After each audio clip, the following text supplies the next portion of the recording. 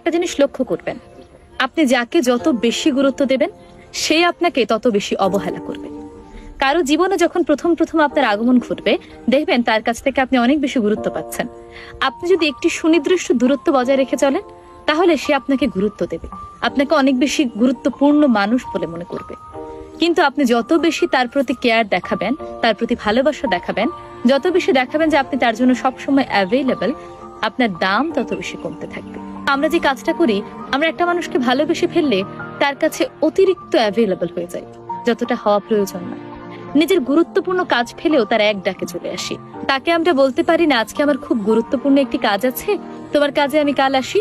বরং আমরা বলি, আমি তোমার জন্য সবসময় ফ্রি আছি। এই জিনিসটি করা থেকে বিরত থাকুন। যাকে যতটুকু গুরুত্ব দেওয়া দরকার তাকে ঠিক ততটুকু গুরুত্ব দেবেন, তার চেয়ে এক বিন্দু বেশিও না, এক বিন্দু কমও না।